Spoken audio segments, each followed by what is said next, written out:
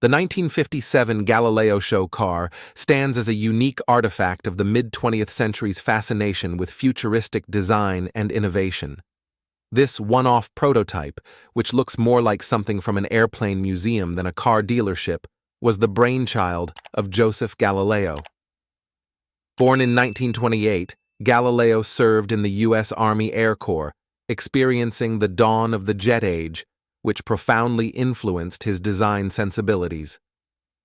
The Galileo Show Car was inspired by the sleek aesthetics of jet aircraft and the burgeoning space race.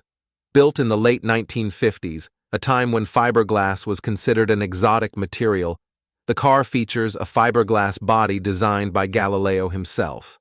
The frame came from a 1949 Ford, but the rest was entirely his vision, including the distinctive Gullwing doors, which predated their famous use in the Mercedes-Benz 300 SL.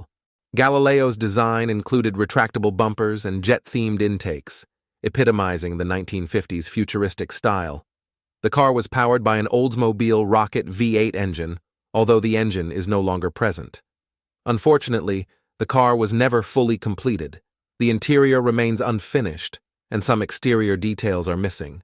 Despite its incomplete state, the Galileo Show Car gained local fame in San Francisco, where it was built. The car's innovative design elements, like the turrets and fins, hinted at future automotive trends seen in later production models.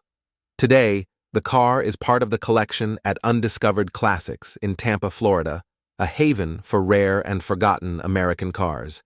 It even featured at the 2016 Amelia Island Concours d'Elegance, showcasing its unique place in automotive history. The Galileo Show Car remains a fascinating example of post-war American creativity and the era's boundless optimism for the future.